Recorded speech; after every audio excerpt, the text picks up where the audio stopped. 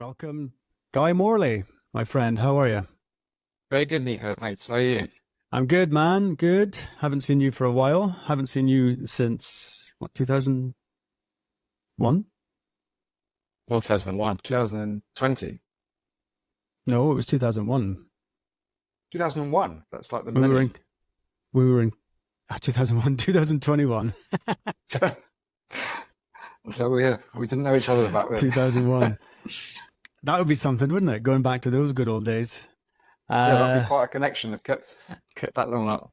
I know. I was just thinking that we were chatting about this with another guy recently about how peak, how civilized, how we seem to be devolving as a society just now, and everything seems to be crashing. The trust in government is at the record low levels. Everything seems to be falling apart. Planes falling out of the air, Yes. and just general, having your data stolen, being spied upon. Our point was that between basically 1995 and 2005, maybe up to 2008, 2009, pre-smartphone, was peak civilization for those who missed it. We didn't. We managed to get through all that. And when mobile phones were useful, when they were a good tool and not completely addictive, because all you could do on them was phone and text, and they And were very Snake. useful. Snake. And Snake, and Snake, and the Tetris as well, right? We had that as well. But the point being is that those are marvelous times, and at the time, during those times, that time, we didn't realize how good we had it until now. Here we are. Anyway, Guy Morley, who, for a little introduction, is a lawyer by trade, but an entrepreneur in spirit. And why don't you tell us about what you're up to at the moment? Yeah, thanks for that. I launched a year and a half ago now, actually, a functional mushroom company. So functional mushrooms, for those who don't know, there's psychedelic mushrooms, which are the ones called magic mushrooms, and then the level below are functional mushrooms. So it's a group of mushrooms that have various properties that have great benefits for human beings. So one of the best known is lion's mane, which is very good for cognition. So it helps memory, focus, and it's also very good for digestion, although that's sort of less marketed. Now, the others are reishi that people will know, which helps lower the levels of cortisol, and so it's called the Zen mushroom. And they've obviously been around in Chinese and Eastern medicine for centuries. But recently, there's been a demand in the US, UK, and now we're doing it in Europe of bringing these into everyday life. And this again comes between various trends, probably combining like the cynicism and more awareness about pharmaceuticals and the side effects that they bring. So people are looking for more natural ways, and that's as food is medicine. And then the other way is functional food, which is effectively just to optimize. So you want to improve your focus. Then people want to do have lion's mane, for example. So what we've done is mix them in a very sort of user-friendly, Western-friendly way. And we started with 3 coffees, one for focus, one for mood, and one for training. And now we've recently just released the powders as well of each one so that people can add them to their own coffees, teas, smoothies, or shakes and get the benefits in that way. And what's the name of the company? And what's your website? It's upraising, as in just giving the idea of that, helping to get people to the next level. So it's upraising.co, and that's the same handle on Instagram and TikTok. TikTok. I haven't started TikTok. I think I might need to. It seems to be the place to be for getting followers and what have you. We're Mr. Kindness underscore pod on Instagram, MISTER kindness underscore pod, on YouTube and everywhere else. So anyway, so let's rattle in. So go on then. What brought you to the mighty mushroom? I've always been someone who tries to take as little medicine as possible, except when necessary, and obviously it has a purpose. So I've always been interested in the supplement space and what's naturally available. So I was aware of functional mushrooms for quite a while, and then we're seeing, in fact, in the US and the UK, where these trends probably come, especially in the US, come before, or people adapting them and using them in their daily diet and getting the benefits in that way. And for example, so coffee is a great way because it's something you do every morning, and these sort of supplements, the benefits accumulate. So the more you get into your system every day, the more you're going to benefit. So Yeah. basically, No. I'm just agreeing with you. Carry on. No, so how I got into it, I think it was seeing the trends and seeing there was a demand for it, and that no one was doing this in Europe, and that there was a real demand and it'll be a very positive impact, which is always what we try and do with businesses to actually keep you going through, have a bit more of a purpose than just selling. So you, as an entrepreneur, what were you doing beforehand that you decided to go down the route of trying to find all these, well, healthy alternatives to, like you say, modern medicine? So I started off my career actually as you mentioned, as a lawyer in the music industry in London, doing litigation for 7 years, for moving to Barcelona and setting up quite a life change to a healthy iced tea company. So it was like effectively a Nestea, but in it, with no added sugar, no artificial coloring, no preservatives. So it was a super sort of healthy and tasty iced tea. But again, it was a healthy soft drink, but it wasn't functional. And so with Upraising, I want to take it sort of a step further and make it actual, like, rather than not being bad for your health, actually a good for your health, a positive for your health. But taking this every day is going to improve your health. What was the tea? What was it? Is it still going? It's still going. Unfortunately, it was a victim of the pandemic because we were selling mainly to sort of restaurants, bars, hotels, and Spain was super strict and shut everything. So it was called Kailani. It was a Hawaiian sort of brand. Yeah. Well, that's how we met, isn't it? Thanks to COVID. Exactly. It was in Costa Rica, which was in Costa Rica. Yeah, I think because we had the best deal for COVID. Yeah, well, that was. There was only 2 countries you could go to without any. You didn't need anything. It was that in Mexico, and we chose Costa Rica for a month, and we ended up staying 2. But that's a fun place, and that was awesome. How long were you there for? I think I went for a month and ended up 2 as well. I think it was up from February on to it was crazy here in Spain. I think they were one of the strictest countries in terms of, they're still at that stage. I think they're opening restaurants between 3 and 5 only every day. So yeah, I think being out in the nature and the freedom, I think we probably spent very, very little time indoors. I mean, in COVID, unlike most of the population, unfortunately. Yeah. I mean, we had you been to Costa Rica before? Yeah, a few times. I love it. I mean, just the nature of the ocean, the surfing, different levels. Yes. It's an amazing place. Because you're a good surfer. I was, I'm not, but I very much enjoy it. And we had a good time. We went, it was actually one of my favorite memories of probably my life, when you, me, and another guy went away and did a little lads trip surfing in a different part of the coast. A place called Nosara, which I think is one of my favorite places I've been in the world, actually. I shouldn't say that. It's going to spoil the place. It won't be next time, yeah. Yeah. It was really cool, though. I agree. It's such a nice place. And we surfed until dark. It was dark. Exactly. The sunset surfing sessions were, I think that's probably something that Costa Rica does best. I know. And it's a weird thing is you would never have caught me in the ocean, specifically there. Because, there are sharks around a lot. There's a lot of bull sharks on that coast. Did you know that? I did in Tamarindo, actually, because it's got the river mouth coming into the sea crocodiles and as well as bull sharks. Yes. I think dawn and dusk are the most dangerous times to be surfing. Worst time to be out. Do you ever watch these? Do you get these videos from, I think it's in Malibu, just north of Los Angeles, on the Pacific coast there.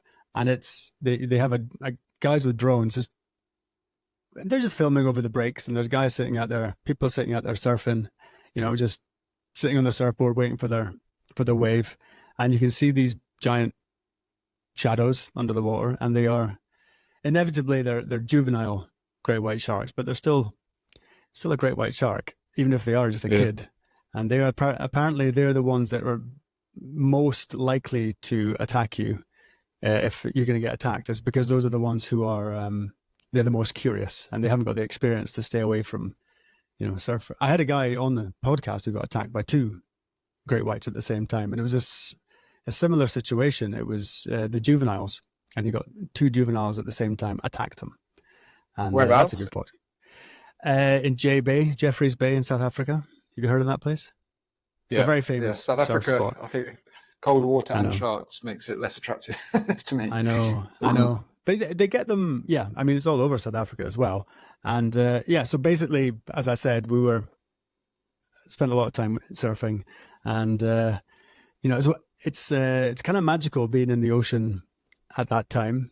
But as you say, it's the worst time to be in the water because that's when the big fish come in and hunt the little fish. That's when they come in for their feeding times, and we are we're very much in the firing line. But it's what a cool place! I'd go back there in a heartbeat. Did you try any mushrooms when you were there No, I didn't from the actually. I didn't rainforest? see any around. I mean, but there is a very for effectively what's the Central American country. They're very up on their wellness and spirituality and all these and they're eco. I mean, they were one of the first places in the world, I think, to embrace ecotourism. And so it's all the tourists. It is a mass tourism destination, but it's all been done very well, I think. Yeah. Well, that's absolutely. You know, you wouldn't. Yeah, I mean, you know, it's not what we'd call a first world country, but it's as close as you're going to get. But it's a nice place. It's a very nice place, and it's worth a visit. You know, you don't see. You do see it. There are a lot of, what would you call them? The new age types. Hippies. Well, I wouldn't even call them hippies, but you know what I mean. So they're very much embracing all these things, you know, the yoga, the spirituality. There's a lot of ayahuasca retreats. I've done some podcasts with people who go there for their ayahuasca retreats, and in fact, there was a few people we met when we were there who were there for ayahuasca retreats. Remember those? Did you meet those guys? I'm not sure. I know people who have done ayahuasca, but Catalonia is actually another hotspot. I think the law's a bit grey here, but it's another place for ayahuasca retreats. So, Yeah, I actually, funnily enough, was in Florence this weekend in Italy, and we were at dinner, like a party, in this beautiful, oh my God, this beautiful old house in the middle of downtown Florence. You know, those ones where there's a door in the building, you can't see anything inside. It's like a regular street, but then you go through this door, and there's a huge garden, beautiful, like an old palace almost. It was unbelievable. And the guy there, who's a French guy who I sat at the same table as, he runs ayahuasca retreats in Barcelona, as it happens. okay. Invited me down, and I said, I don't know, maybe. Are you? Do you feel like it's something you want to do? I've done it actually, but a few years ago, yeah, a couple of times. I think like all these things, there is definitely a beneficial nature. I think it depends on the person. Some might consider it quite an extreme. I think that others people end up doing it fairly regularly as well. Yeah. Where did you do it? In Catalonia, so nearby. Yeah. Near Barcelona. Normally they go out from the city and into places sort of more in nature. Yeah. How was it? How was it for you? Oh, great, mate! It's a really very intense, amazing experience. I think doing it in a first time in a third world country would probably have made me even more anxious. I think probably for my level of risk, it was nice to do it in a familiar place near Barcelona.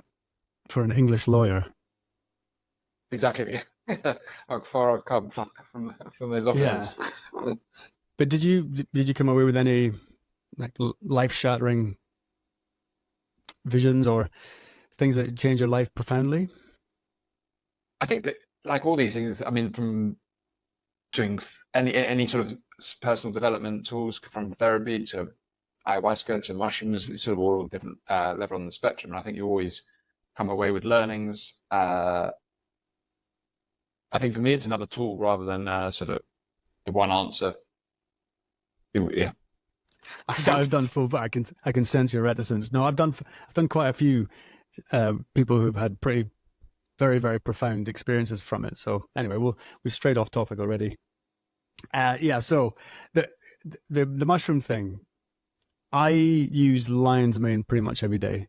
I have a friend who is an alchemist who lives not far from me, and he gets the lion's mane. I don't know where it even comes from. I don't think I've seen it in the Alps here, but he gets it, and because he's an alchemist, he makes a spagyric tincture. So it's a liquid, and you get a little dropper bottle, and you give yourself a blast of whatever the tincture, whatever. I don't actually know what it is, but apparently what they do is they take the constituent parts of the whatever medicine they're playing with. So in this case, lion's mane, and they separate them, make them more powerful, and then combine them together. I've probably butchered that, but it seems to be a very effective way to take and fast acting and safe way to do medicines. In fact, that's what they used to do.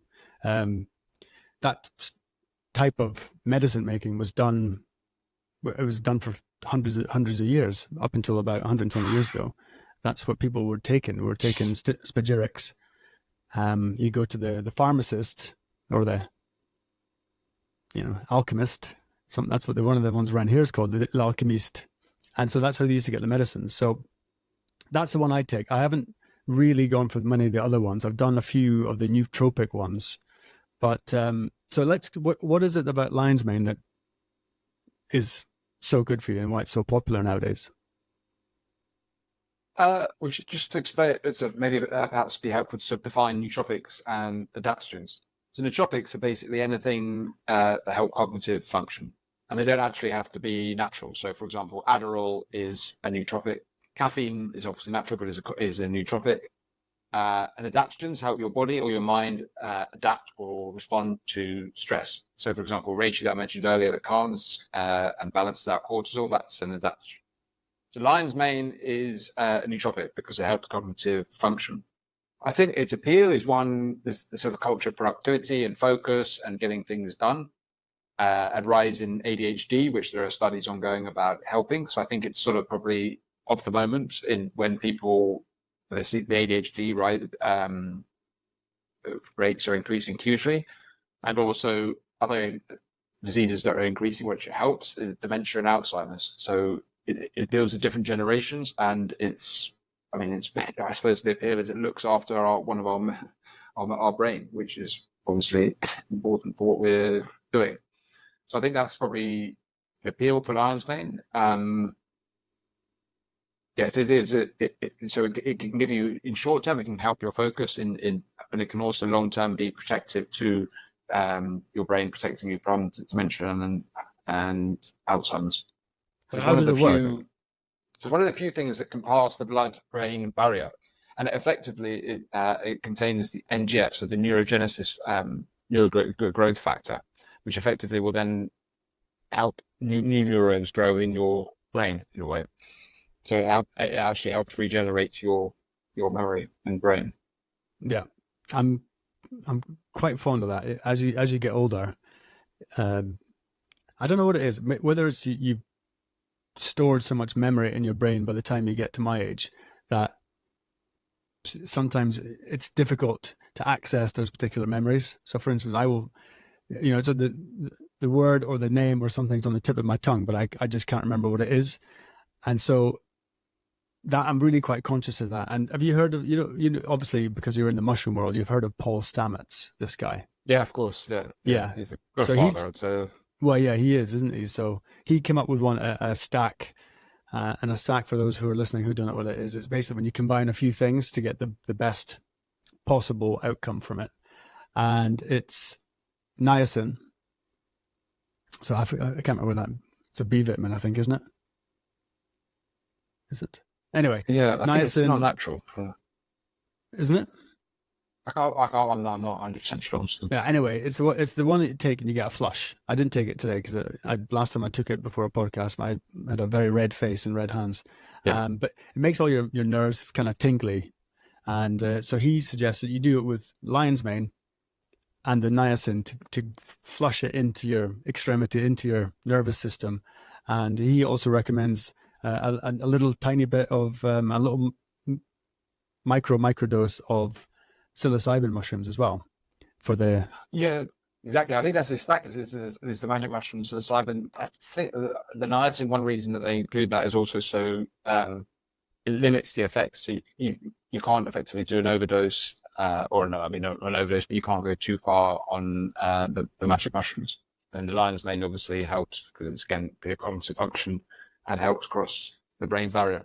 And in a way, another, like talking about stacks, I mean, one thing is actually caffeine is a great carrier because again, it crosses the blood-brain barrier. So adding lion's mane into coffee is obviously super good because then it makes it even easier to transmit through the blood-brain barrier. But so we talk about the effect. What are the benefits from it? Because I'll be honest with you, I don't really feel, my memory is better. I don't really feel like I feel sharper or more focused. It's not really like that. I don't. Is it either I'm not doing enough of lion's mane, or it's maybe just a subtle thing that I don't feel. I think there are various things there. One thing, which is probably a good time to mention now, is it's really important. It sounds like the mushrooms you're getting are super high quality, and it's really important that when buying mushroom supplements, because people are starting to hear lion's mane, but they're not necessarily know about the exact process that has to go through for the compounds to be bioavailable to humans. So lion's mane is also it's like a vegan crab substitute. So you can go and get some lion's mane and cook it and eat it. That's not going to do a huge amount in terms of cognition. So the most important thing is that it's extracted, which sounds like the process that your guy does. And effectively, all the good compounds are behind a cell wall, and that cell wall is not digestible by human beings. So the compounds are not released into the body when eaten. So what you need is extracted, normally by hot water. Sometimes alcohol is needed as well, which will break through the cell wall and release the compounds. And that's why it's really important to buy mushroom extracts, not just lion's mane powder. It's going to do very little. Lion's mane, and there are huge brands globally that are doing drinks, etc., with lion's mane powder rather than lion's mane extract powder. And that's really important to notice. Yeah. Have you been watching on Amazon? Have you been watching Clarkson's Farm? So Jeremy Clarkson from Top Gear. Yeah. And that's what they were doing. His wife or girlfriend, whoever she is, his partner, they had tons and tons of, they started growing mushrooms and they ended up with like loads of them. And they ended up trying to dry it and then sell it as a powder that you put in your coffee. So that wouldn't do anything. I wouldn't say anything, but I'm sure there are some benefits of that, like there are of eating tomatoes or something. Yeah, but it's not really. Yeah, it's not going to. I mean, the extract's so much more concentrated and so much more bioavailable than just having a powder. And and then people are still doing the mushroom powder and putting on a sort of extract price tag on it, and people are getting effectively ripped off. Yeah, because it must be expensive to do the extraction, as opposed to just making a powder. Yeah. It's super expensive, and you get much less out of it, obviously, because it's much more concentrated. So yeah, it's super important that that's part of our job as well, and part of the difficulty is informing people about what they're getting, because it's super easy, do a nice brand and then just put lion's mane as a buzzword. People think they're getting the benefits when they're getting very few of them. Yeah. Have you? In fact, someone sent this to me this morning. I got a WhatsApp this morning from a friend of mine who is an avid snuff user. The old tobacco snuffs you stick on your arm and on your hand and then blast it up one of your nostrils. And he was talking about how that nicotine as a nootropic is something that, have you heard anything about this? I have heard of it. People like microdosing or doing nicotine gum, not to get off smoking, but as you said, like for a little blast, and how effective it is against neurodegenerative diseases such as Parkinson's and Alzheimer's, and even was a treatment for COVID. This doctor was saying that they were using it as a treatment against COVID. Anything about this? I've never heard about it. It just reminds me of smokers always being the ones who don't get ill for some reason. So maybe that's something to do with it. They just keep going out. Well, that's an interesting one, and I think it's been proven. I've known this for a long time. It's not like it's new information that as a protector against Alzheimer's and Parkinson's and those kind of neurodegenerative diseases, that it's very effective for that. And apparently that nicotine isn't even addictive. Have you heard? I mean, this is where things start to get a bit squirrely, because I always thought that that nicotine was the thing that you got addicted to in cigarettes. It wasn't. But maybe there's another compound inside the tobacco. I don't know. I thought, yeah, all I knew, I thought it was one of the most addictive substances in That's what I in the thought. world. Yeah. So maybe this guy's absolutely full of nonsense. So who knows? But that's now a new rabbit hole for me to go down. So now I have to get somebody, a nicotine expert, to come on and talk about that. Find out and get, Yeah, and I'd be fascinated. Yeah, yeah, because you mentioned at the start about how people are being a bit more wary of pharmaceutical products. Why do you think that is?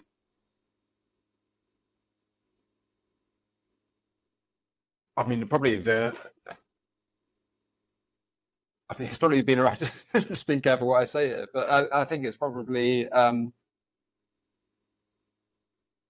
realised. I think the better it is in the pharmaceutical industry to keep you the interest to keep you ill. I mean, and that it's all anecdotal.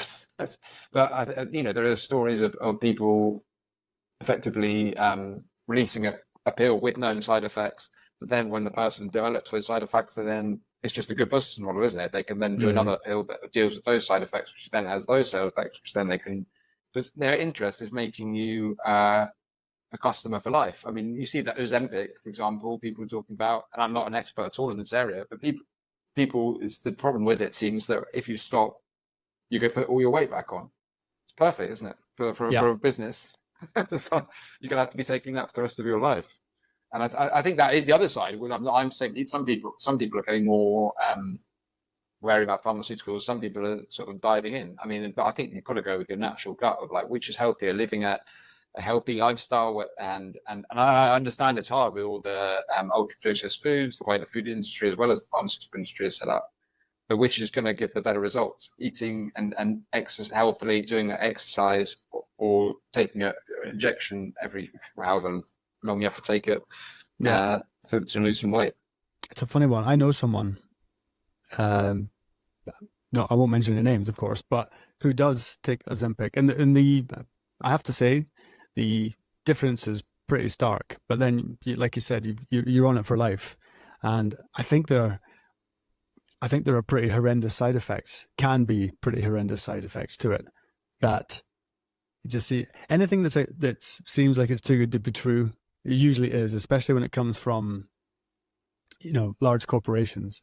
And these are the ones, of course, who we know who have to pay the biggest fines for the products to bring to market. And, I'm with you in this. Their bottom line is their bottom line. That's what they're trying to do. They're trying to make money. Yeah. And, if having a $2 or $3 or $4 billion payout in restitution by people who are injured against the 10 billion profit, it's a cost of doing business. No, I'm with you. I think it's, when it comes to health, I will always, I don't really, I don't take, I don't even take, paracetamol unless I've really got something, I'm feeling really rough. But so I'm more about the natural stuff as well. I'm not a big fan of, you don't even know what's in these things. That's the problem. And then I found out that so when it comes to things like lion's mane, all these, and you have, which obviously came from indigenous medicine, however you want to call it, that the pharmaceutical researchers will go into, let's say, the Amazon, speak to the tribes who've been using, but what do you use that particular plant for? Or that's for, antibiotic. It's an antibiotic. And then what they'll do is they can't use the plant. So what they'll do is they'll find the active compound and then patent that and then sell it as a drug. So it's coming from nature. And yeah, so it's all a bit squirrely. So I'm with you on this. And that's unfortunate. That's just to say that's unfortunately happening now in this world of supplements, of natural supplements. So, for example, one we use is Rhodiola, which is a plant from the tropical wetlands that is, again, very good for physical performance. So it makes you feel like you're doing less when you're doing more. When you're working out, it's also an adaptogen. It controls stress. But it's from a plant. And effectively now, they've trademarked they've done, because then they back it, they justify it by doing studies on this particular plant and say this is the, so it's, then there's was Rhodiola Life with a registered trademark on it, and so it's the same thing, and they can back it up with studies. But obviously the price is then crazy, and it's just a natural. So they're now trademarking, you know, for example, Lion's Mane TM or whatever. They're doing all these trademarks which are unnecessary, because if you're getting good quality, if you're sourcing good quality stuff, you don't need to have a branded component to it. Yeah. It's just all that. This is all part of it, Guy. This is all part of the downfall, because I just I don't understand, you know, what's the benefit to mankind in this? You know, you have the actual natural thing, and now you're patenting it to make a buck. Anyway, we're getting sidetracked once again. So yeah, so what have we got? We were talking about the benefits of lion's mane when it comes to, you know, I said I don't feel. It's not like I feel like I've just drank a coffee and I feel the effects pretty quickly. So what do you say? How would it manifest the effects you get? Or how does it work for you? So I think there are people. Everyone's different. It's sort of the board meeting members is what might work for some people doesn't work for other people. But lion's mane, especially, it's fairly fast acting, and normally in people who feel that it's helping with their focus stuff. That's in 1 to 2 days. It's quite good to take it repeatedly every day, so it accumulates in your system. But then, even if you're not sort of getting the short-term benefits of focus and sharpness, you should hopefully be getting the longer-term, the protective benefits for your brain, and also the other effects is that it's very good for digestion. But I think to be honest with these things, the best thing is to see what works for you and to try out and different supplements, different source. Make sure you're sourcing the best, because otherwise, if that's not working, it's probably to do with that. Yeah, and Chaga, you mentioned Chaga as well. So turkey tail. I'll go to turkey tail first, and I'll talk about Chaga. Do you use turkey tail in any of your products? We don't, and not to go back onto the pharmaceutical track, but it's not actually allowed in the EU. It's considered a novel food, which means it's very restricted, so you can't even use it in food supplements. And it's been used in, for example, Japan for centuries as a anti-tumor fighting medication, effectively medication. So it's actually meant to be sort of help people. They give it to people who are suffering with cancer to help them reduce their tumors. And obviously in the EU, it's not allowed. And whether that's from pressure from pharmaceutical companies or not, I wouldn't like to comment. But we can't at the moment use it in our products in Europe. Is it dangerous? I mean, that's I suppose. Yeah, I think that's the reason the EU would say that it's not allowed, is because there are studies are ongoing. But it's whether you take how you want to take the sort of the research in inverted commas that's been done by, you know, traditional medicines for centuries, and whether you want to trust that more than a pharmaceutical company saying, oh, this is chemotherapy or this is radiotherapy, and which also has its place, and whether, I would think if it's dangerous, you don't feel well doing it, and there's no results, then you can stop it. I don't think that, as far as I'm aware, they're not, and I'm sure there are contradictions with other medications, etc., and you have to be careful. And perhaps if you've got cancer, you don't want to rely on it. I'm not an expert in that, but I think no, it's an interesting one, because I know quite a few people who've taken it who are suffering from cancer, and the other one is a strange one is apricot seeds. Have you heard about this? I've ground up apricot seeds. A friend of mine, his wife, she did sadly die of cancer, but it came back after about 5 years. But she took it. And someone said, try ground up apricot seeds, which I think you can buy a bag of that on Amazon. It costs you nothing. It's very cheap. But all her tumors and everything went away. And then by the time they came back, the second time they tried it, it didn't work, but still got another 5 years, from after trying everything. And then these apricot seeds managed to produce the tumor side. By the way, I'm not a doctor, and neither of you. I'm just anecdotal evidence here we're talking about, and sometimes it's good Yeah, and I information, think to sometimes remember it's not. also, like you said, that all pharmaceuticals originally came from nature anyway, so it's not actually Yeah. that crazy what we're saying. No.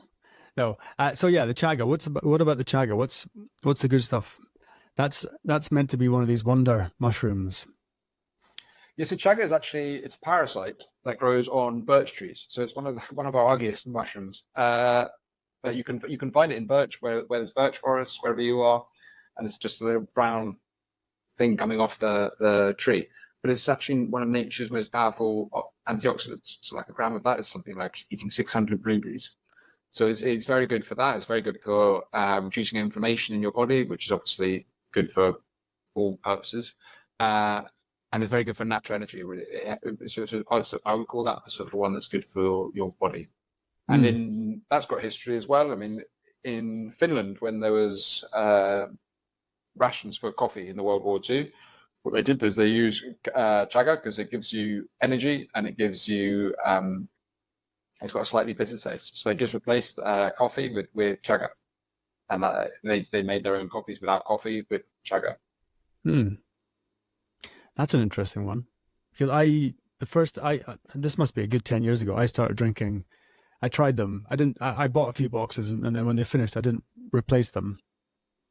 And that was Four Sigmatic. They're another one. They're doing a similar thing to you, and they had a chaga one with a cocoa.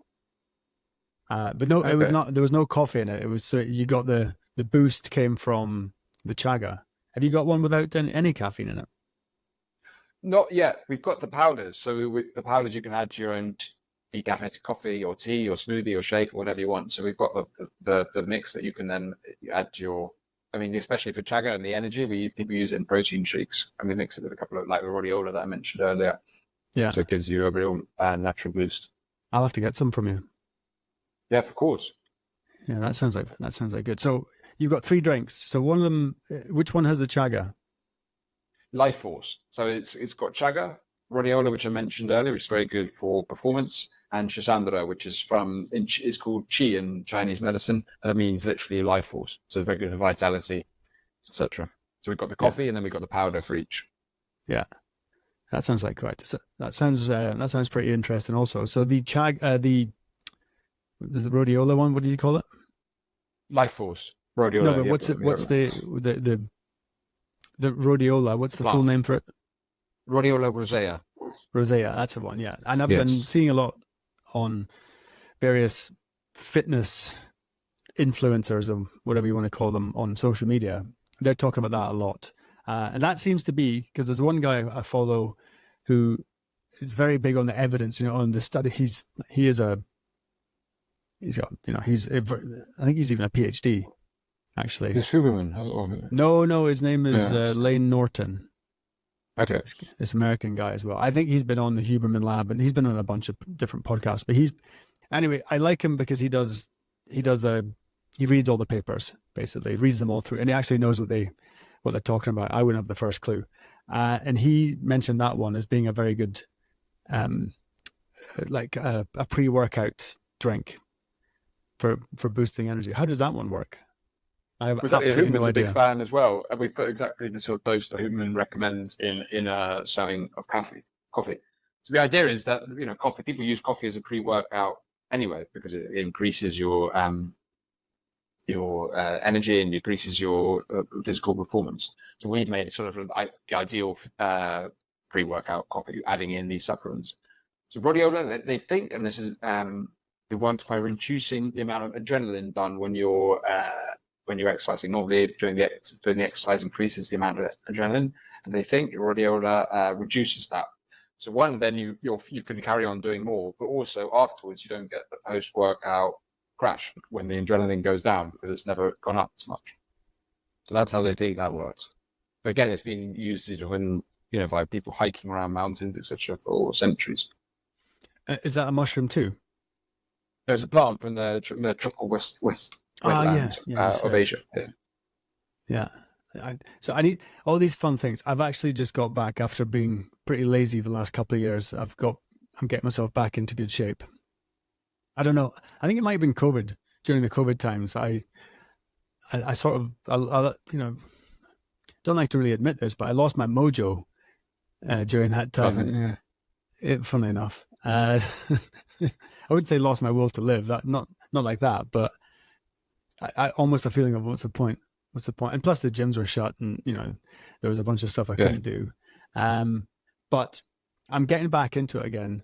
So these are the sort of things I'm interested in. I want to go and check it out. I want to get back into my really, really healthy ways, which I've always been pretty good like that. So that's why it's interesting to talk to you about this, because I'm just getting back into it. And you know what the hardest thing is? I could go out and run 10K, no problem. Now 4 or 5Ks, it's a bit of a struggle because I haven't done it for so long. And it's anything that can give me a little boost. That's what I need. Well, this should definitely help. I think that's the thing. A lot of people probably in the same position after COVID, and that's the thing about fitness generally, isn't it? It's so hard to get, and then so easy, so quick to lose. You can go from doing 10K every day to 25K struggle in a month, probably. It's bloody annoying. You think, and the worst of it is if I take 3 or 4 days off, then next thing you know, it's 2-3 weeks and I haven't been exercising, and that is. But what happens to me is I end up getting I get weird back pains. I get I crick my neck sleeping. Things things you turn around too fast and you end up pulling a muscle because you're just not using the muscles. Especially as we age, it's very important that we keep doing this. And I know all this, and yet I still basically for about the last 3-4 years I've been remiss, shall we say, in looking after myself. I need some help with these things, Guy. That's what I need. I need some of these coffees. You're a super fit person doing skiing a lot of skiing. To be honest with you, it doesn't. It depends who I'm skiing with. But if I'm doing it with like my really, really good skier friends, the ones who really push you, then yes, it's hard work. But normally I'm just bimbling. It's like just going for a bike ride on the flat and not even, just going for a bike ride. Like, for instance, with your kids, it's not like I'm biking uphill like I used to do and bike up mountains and that kind of thing. It's not like that at all anymore. And that's the problem. I want to get back to it. Anyway, so what's the other one you've got? The Life Force. So we've got Life Force, the flow state, which is... Yes, that's more body one, I suppose, and energy and workout. And Life Force, flow state, which is the lion's main one. We also add in to this and the other coffee as well, L-theanine, which is from green tea. And with green tea and matcha, you get a much more balanced caffeine high. So much more longer as coffee, you can get peaks and troughs. You add that into the coffee, so you get the much more balanced. There's also a little mood boost. Which coffee is as well. So you've got that's all about the brain. Is the flow state. It's got lion's mane, L-theanine, which you should notice when you're drinking the coffee that you don't get the crashes and the chitters, and then Bacopa monnieri, which is another plant that's very good for memory, and that you do need to be drinking probably for every day for a couple of weeks before you might notice the benefits. But that's so we combine. I think we try and combine things which people get an instant benefit and a noticeable benefit so that they can see it's working, and then other nootropics that might take longer and be more subtle. And then the other one is Go ahead. The other one is by mood. So that's where the one we use, Reishi, which balances out cortisol. And this coffee is particularly good for it's often females that get jitters or anxious about when they drink coffee anyway, and they can feel a bit on edge. That's because the caffeine increases your cortisol levels.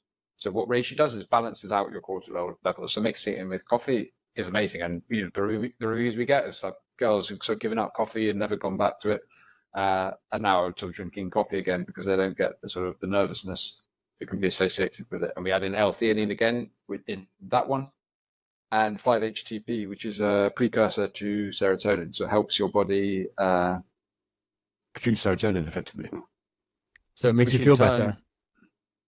Exactly, it makes you feel better. And then we got the powder of this, And obviously the coffee we can't really encourage for I mean, it does actually help sleep. If you're taking it for a few days, the reishi especially then builds up in your system.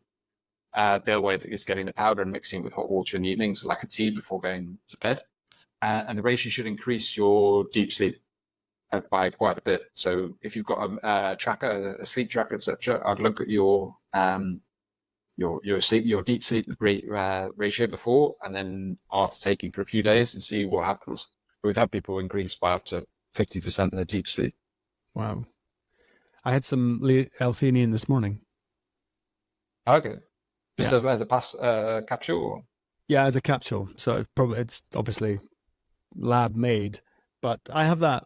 At the moment, I'm trying to shift the unwanted belly fat that I picked up over the last few years, and so I basically, I mean, people say intermittent fasting, fine, or whatever you want to call it. I will avoid breakfast. So what I'll do is have a hot drink in the morning.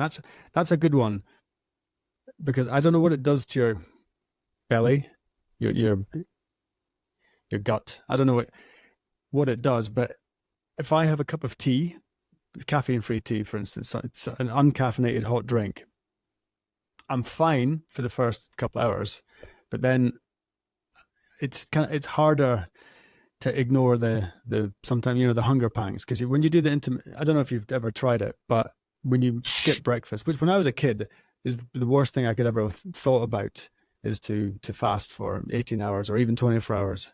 And now that you got to build up. It takes a few days. You can't just go straight into it. Well, you can, but it's quite tough to do. When you do it, if I have a coffee in the morning, I don't get the same hunger pangs at all. It's you know what I mean? I don't know what it is. If it's the caffeine effect in my stomach, I'm not sure what it is, but it definitely helps. So I'm back on drinking coffee in the mornings. Yeah. After the last time I went off for a couple of months, but that was actually pretty easy, a lot easier than I was expecting to come off caffeine. I thought it was going to be horrendous.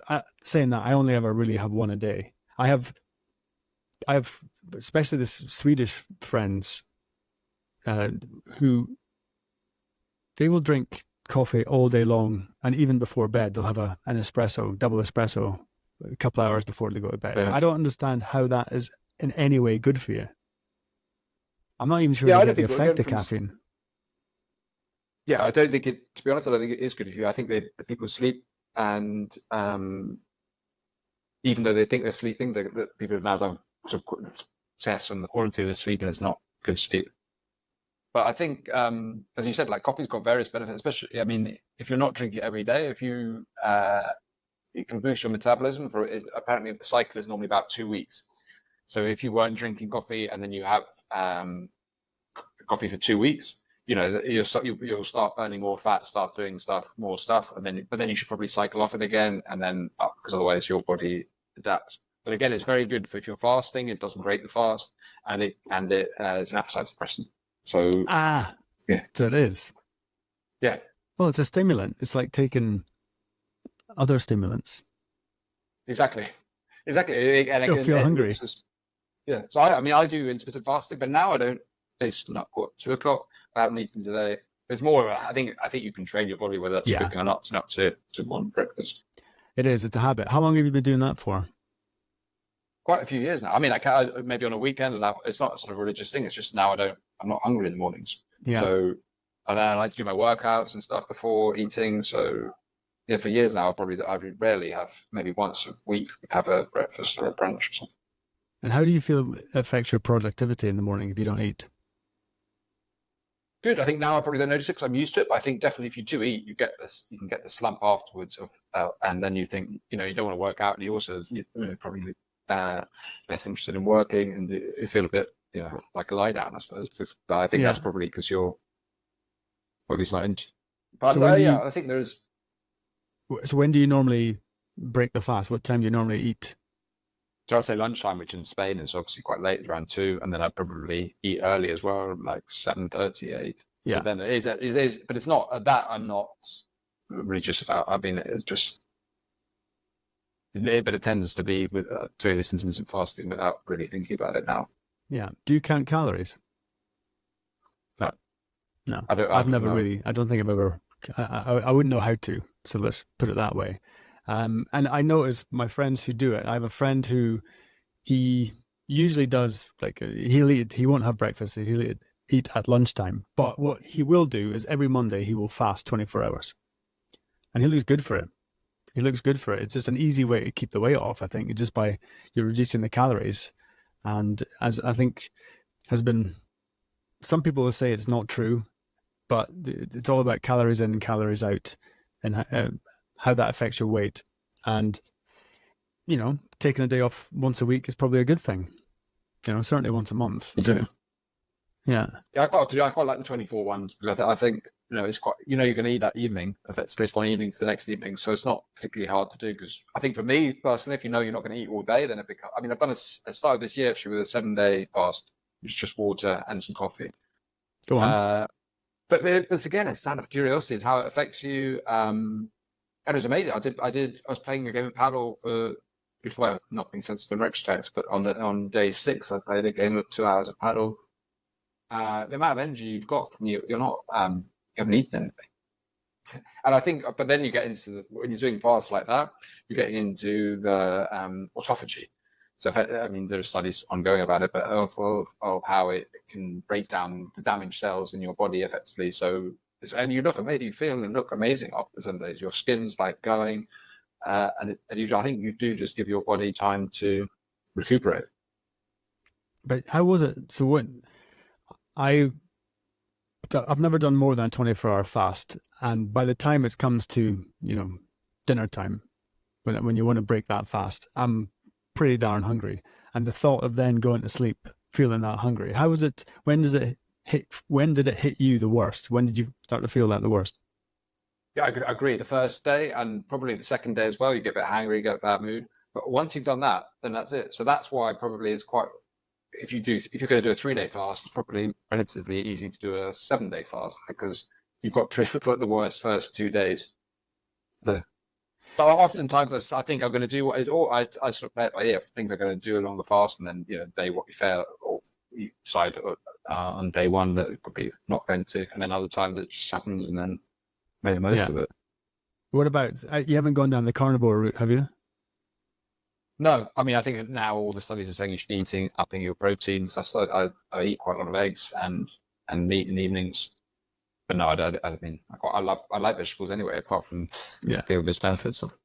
Yeah, I like to eat lots of different things, so I'm not that fussed about it. So, yeah, I have tried it. I've tried everything. I got really skinny. I mean, I got really. I'd looked. Matthew McConaughey in Dallas Buyers Club. When he's dying of AIDS and he's actually starving himself in real life. That's how I looked. And it wasn't a good look, I was too thin. Yeah. And I don't think I've actually really recovered from it. So I have to eat more meat, not eat more meat, because that's pretty much all I did, and lots of fat. It was a weird one that maybe it's good if you're overweight and you need to lose some weight, but I'm not convinced by that carnivore thing at all. No, I mean, that's just seems, again, going back to your instinct, what's going to be the better eating lots of whole foods with different, everything's got different vitamins, different nutrients.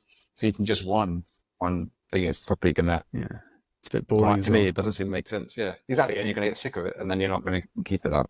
I've got friends. I have one very good friend he's basically built a very large Instagram following because that's all he does. He eats only meat, bacon, chicken, beef, and pork, but he gets it all from very, very good sources. Very, these are, what would you call it? Free range, we used to call it. The grass fed, that style of eating, which has its benefits, of course, as well. But yeah, he's tried to convince me many times, but thing is, he looks bloody fantastic. He's 60 years old. He hasn't got a line on his face. He's barely got a grey hair. He's in fabulous shape, as in, he's muscular, but not, the flabby kind of muscular. He just looks, and you think, Christ, maybe the proof is in the pudding. If you're 60 years old and looking as fresh as he does, you think maybe there's something in this. But again, They get different things work with different people, don't they? So yeah, it's pretty insane. So before we kind of come to the end, I was just going to ask you about your anything else you've got coming up, any other entrepreneurial projects you've got coming up in the health space. We're collaborating with a gut health app actually as well from Norway. It's Dr. Berit Nordstrand is one of the world leading experts in gut health, which I think is probably being recognised now as sort of the forefront in health, and everything effectively starts in the gut. And so she's creating an app which effectively will help you with everything to do with your gut. She takes a very holistic view to gut health, so it's from the organism of recipes and food hacks to yoga and movement to de-stress and to sleep. So those are the pillars that she works with, because it all feeds in. To just look at your gut microbiome is great, but then you need to work out what's affecting that. So and also just to tie it into the current project of Upraising, that's coffee is actually super good for the gut. The current advice is take 3 or 4 cups of coffee a day if you're drinking for your gut health. It's full of polyphenols, and it really, it is like a health drink for your healthy, good bacteria. But how does that square if you're drinking 4 cups of coffee a day? How does that square with getting good sleep? Because exactly. I think that's the flip side. One you can also that applies to caffeinated and decaffeinated coffee. As long as make sure if you're buying decaffeinated coffee that it's not chemically decaffeinated. There's a Swiss water method, which is the way they actually get rid of the caffeine using water. So you don't have to drink the caffeine. But I agree that personally, I don't have caffeine after 11, 12 in the morning. Yeah, and but there is a huge range again of people who have been sensitive to caffeine. Some people are not as sensitive at all, and some people are very sensitive. And you just have to work out where you are and when it starts affecting your sleep. Because I've got regular black tea, like what we call British tea, builder's tea. It's decaffeinated. It tastes good. It tastes like normal tea, but I know it's been chemically removed. It must have been, because it's not that expensive. But I've got organic decaffeinated green tea, for example. So if you buy organic, then there's obviously not been chemicals essentially used. Oh, right. So what kind of brands of coffee do you know of that would use this method, that they don't use the chemicals, or is it any kind of organic coffee? The method is Swiss water. I think it's called Swiss water method. So just check how it's been decaffeinated. Yeah. And that's a general thing with coffees generally. You should always go for organic, because it's one of the most pesticide treated crops. So you should really go for organic. And you can't catch a break nowadays, can you? Everything's been poisoned. I presume yours is all organic, right? Yeah, we only use organic and fair trade, so we've got some ethical as well. Right. Okay, so I'm just gonna, before we wrap it up, I'm just gonna go back through. So where can people buy your coffee? We sell throughout Europe, the UK, and the US actually through our website www.upraising.co, and that's probably the best place. And we ship throughout. I'll have to get some. I need to get some of that stuff. You have to send me some. I'll have to the workout one. I think it sounds like the one. Yeah, the workout one. One of the what did you call it? Rhodiola rosea. Rhodiola rosea. I need to write all these things down. What was the one you mentioned as well? Bacopa Monieri. It's very good for memory. Yeah. Yeah, obviously I need some of that too. I can't remember the name of it. And so you're currently in Barcelona. How is it down there? I was thinking about heading down that way maybe in October. Great. October just is the America's Cup. So I'd get your accommodation in.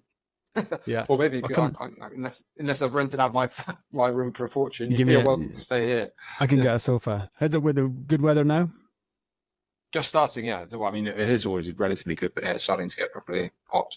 What kind of temperature you got today? I think it's about 22, 23, but by next week it's 27, which is perfect, and then it'll probably go too Go hot. skyrocketing. Because Yeah. it got really hot down there last summer, didn't it? Yeah, and it gets very humid here as well. So you literally walk out the Yeah. door and you're covered in sweat. So it's not the most Yeah, it's pleasant. horrible. August is not a good time to come. No, America's Cup, hopefully it's going to put us on the map a bit for Barcelona, and it should be good for the city. yeah. How long have you been living there for? 9 years now. Yeah, I just Do you have an European passport? How do you able to live there? I think that because it was before Brexit, and then I got an ID card. But I think I can apply for a Spanish citizenship next year. That's 10 years. Are you going to do that? I think so, probably. Yeah, I think because then Yeah. at the moment, effectively, I can stay in Spain for as long as I want. But then with a Spanish passport, then I can obviously go to any EU country. Not that there's any plans for that, but Yeah, sounds like a good thing to have. I'm in the process of applying for my Swiss passport, which takes 2 years to get it. They don't mess around here. Yeah, they don't mess around. Oh, after 2 years, you get it. Or... Yeah. So you don't get it in your hand until roughly 2 years after application, which is, yeah, they don't mess around when it comes to moving to Switzerland. Even though I've been here for 17 years, you can apply after 10. How many years do you have to? 10. 10 years of residency you need, yeah. I thought the Swiss efficiency would be way better than the Spanish. But no, they do it on purpose. It's to stop people coming and getting the passport and then leaving. They want you to put down roots and stay here. From what I can gather, I wouldn't be able to say for sure. Have you got any plans to come and visit me? Okay. I have to next winter because there's been no snow here, so I haven't been skiing this whole winter. No. So yeah, I definitely Yeah. need to go somewhere with guaranteed snow next year or this winter.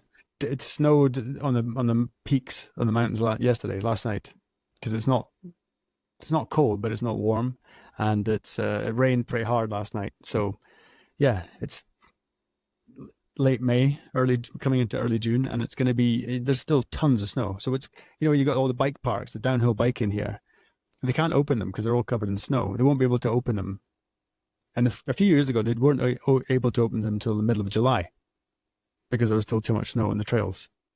It's the exact opposite here. I think they're starting mountain biking in February. Well, yeah, I mean, that makes sense. That makes a lot of sense. Anyway, Guy, before we go down more sidetracks, we get sidetracked anymore, it was great to speak to you again. And we had to do a take two, a little bit of technical issues last time we did this. So thank you very much for coming back on and talking about it. And send me through some. I'll order some of this stuff off of you, and I'll publicize it so people can check it all out for you. Perfect. Thank you very much for having me. No worries, mate. Well, take care, and hopefully we'll see you soon. Hopefully see you in Barcelona soon. Bye. Yes. All right, buddy. Take care. Bye-bye.